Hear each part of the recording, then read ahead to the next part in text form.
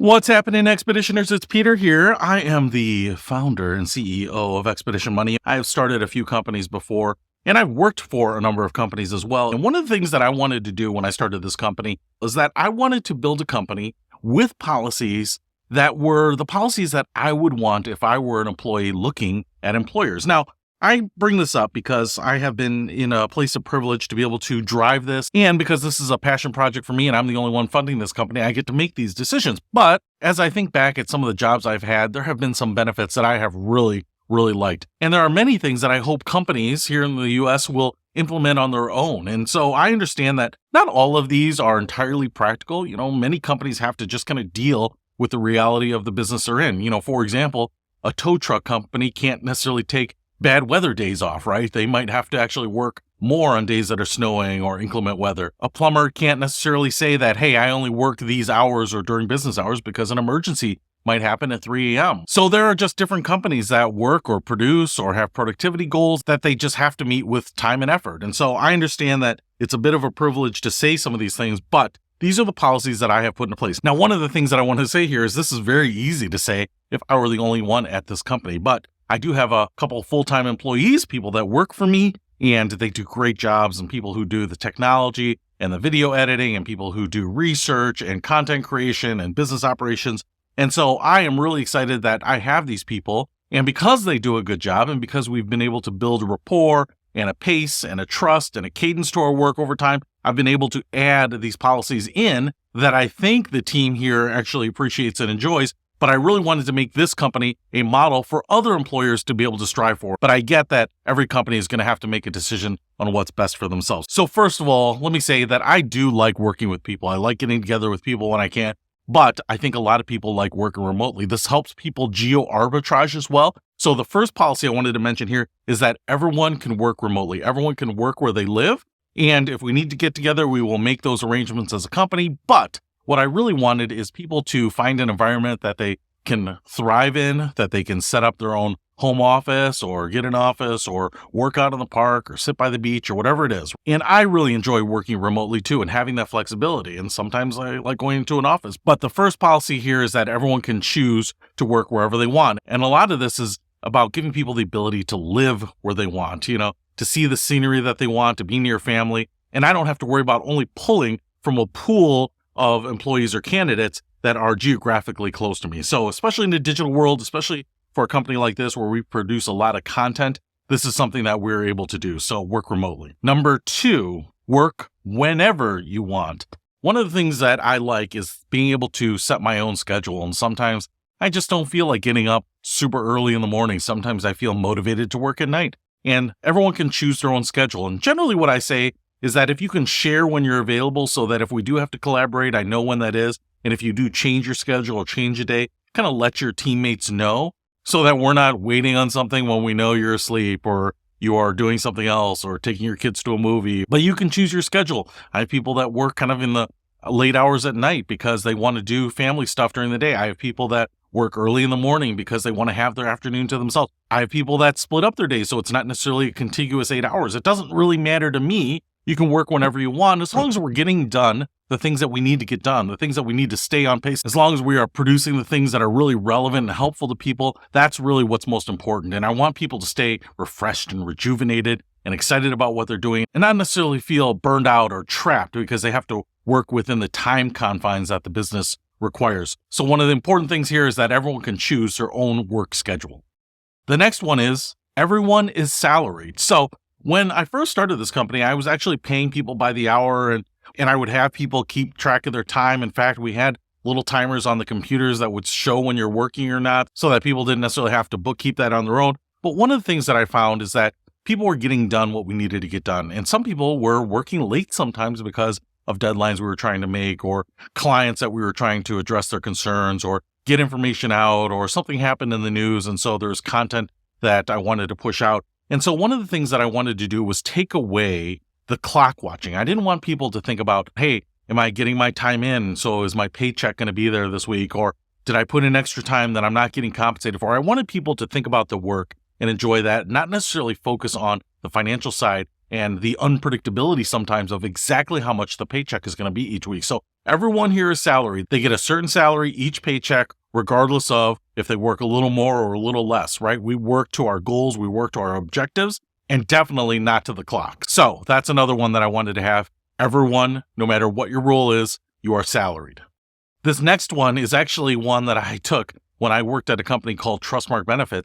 They actually had a 36-hour work week, or maybe it was a 37-hour work week. But basically, at lunchtime on Friday, you could leave. So you got done with your work week early on Friday, which was great for running errands and feeling like you got an early start on the weekend. And sometimes you could head out of town early or whatever it might be. And I really love that. It was kind of one of those things where I got to see in practice on somebody else's dime that you can still get in all your work in a shorter period of time, because a lot of us will then just make the most of Friday. A lot of people kind of stretch out the day sometime. You know, you got to be there till the end of the day, and you're not necessarily feeling like you want to take on new projects, so you're just kind of milking it. But when you know you can leave early, because everyone's going to leave early, there's a lot of actually hustle that's going on, especially on that Friday morning. So a lot of people don't even have meetings because they're trying to get stuff done, trying to get things out the door. They don't want to be the weak link on something or the last person to respond, because they know other people are trying to get out the door too. So I really loved the idea of a 36-hour work week. So that's what we do here. So regardless of your role, we are done at noon on Fridays. Now,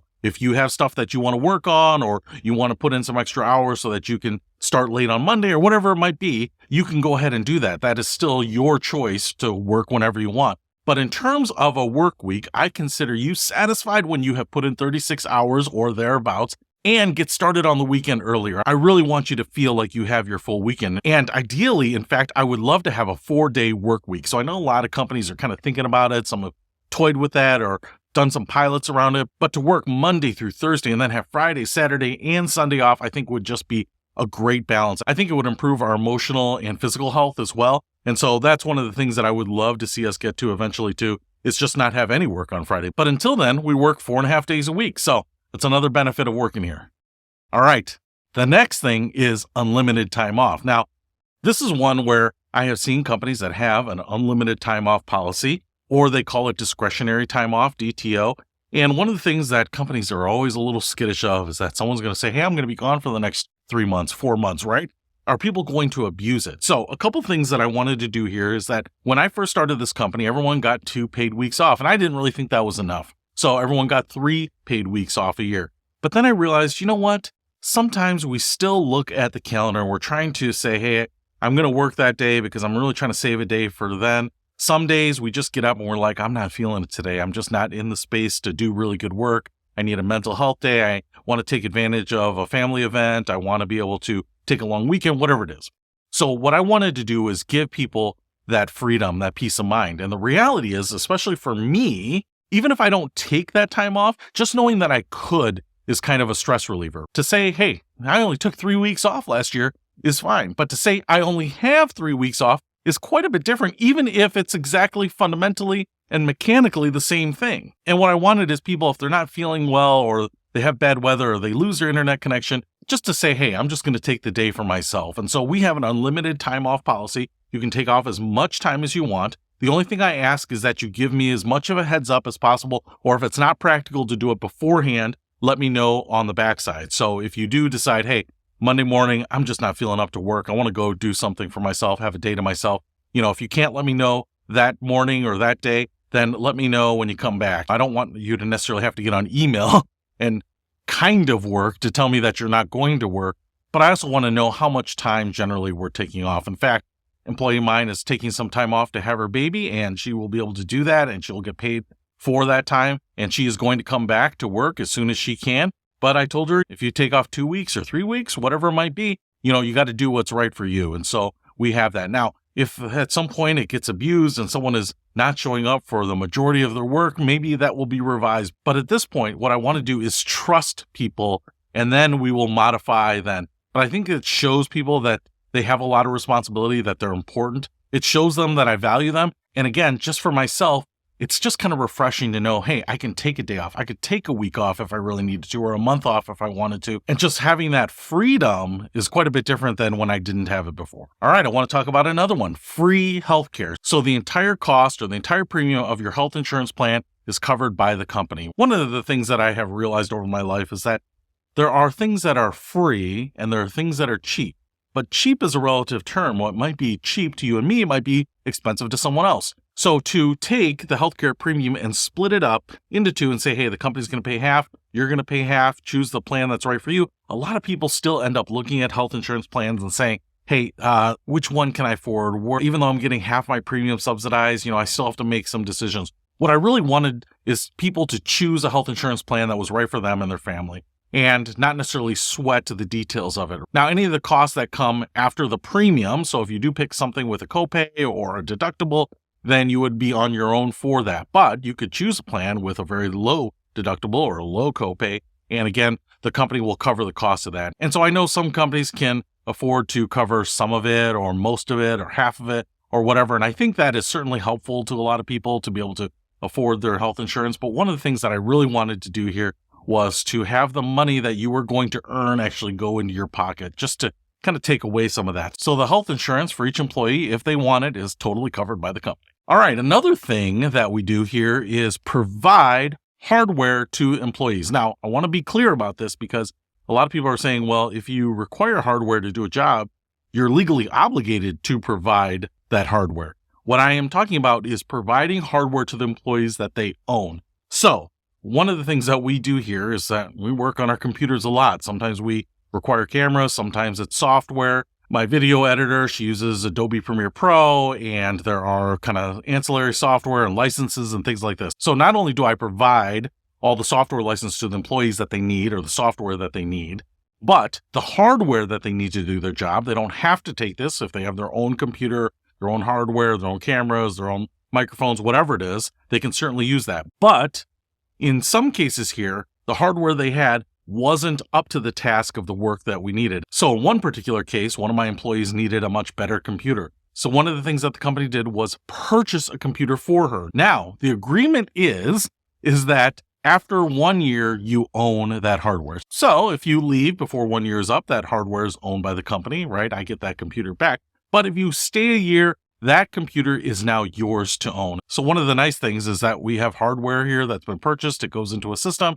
And then on your 1 year anniversary of that purchase, you get an email notification that, hey, this hardware is now paid for. That's your personal computer. That's your personal printer, scanner, camera. And so that's one of the nice things here is that I don't have to worry about people not necessarily having the hardware they need or renting hardware or paying to use hardware. I can feel comfortable that everyone has what they need for their job because it won't cost them any money and there's some incentive for them to be able to own that hardware after putting in their time. And the last thing I want to mention here, and this is actually the big one, this one is the most costly. It's actually the one I feel the most.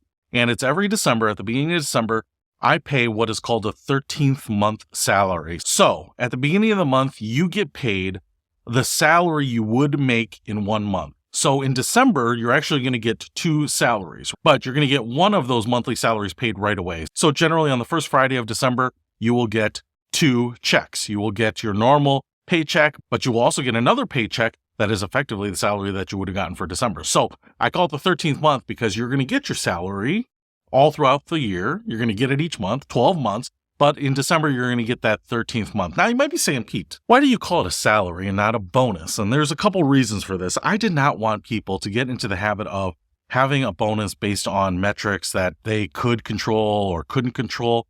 It creates a lot of people looking at dashboards and asking other coworkers, are we going to make our goals for the year? And a lot of people start thinking about it and they're wondering, am I going to get 80% of that bonus or 110% of that bonus or no bonus at all? And people can't necessarily plan around it. And especially around the holidays, a lot of people celebrate Christmas or Hanukkah and they're doing gifts or travel or having vacations. And I just wanted to take away the question of, are we going to get money? And if we're getting money, how much are we going to get? I wanted people to know exactly how much they're getting. And that is 1 month's salary. And I think that's pretty fair. What it is it's just consistent. It's predictable. Everyone can calculate it on their own for their own paycheck. And what I really like about it is the predictability, the fact that we can just kind of remove a lot of the questions for people that they might have around bonuses anyways. It's just an additional 1 month salary that's paid out in December. It's not a bonus. I've actually never done bonuses, again, for that reason, just to make sure that people don't have questions about it or will there be another one or set the expectation that might become a regular thing. So we just pay another additional salary. And so these are the policies that I really wanted in a company that I worked for. And so when I was able to set up my own company, these are the policies that I put into place because I wanted this to be a place where people wanted to come to work, that felt equipped and trusted and free to be creative and to come up with ideas and have the mental freedom to say, hey, I'm not going to work today, and to be treated like an adult, to say, I know what's best for my role and I know what I need for my role, and try to improve yourself and to invest in yourself and to get some of these incentives that might just keep you excited, and to keep the people that I have here, the great team that I have, the skilled people, the creative people, the dedicated people, to keep them on the team, to keep them happy, to make sure that everyone feels valued and engaged. So I wanted to build the company that I wanted to work at. So hopefully this will give you some ideas if you're an employer or organization or entrepreneur, that maybe you can implement some of these things on your own, or some version of them, or something even better. And if you have ideas that you've really liked or perks that you've really appreciated at an employer, I would love to hear about them, because I really want businesses and employers to be places that people want to work at, that people feel excited about going to. And so I think some of these things help make that a reality. So hopefully these ideas help you. I'll see you later.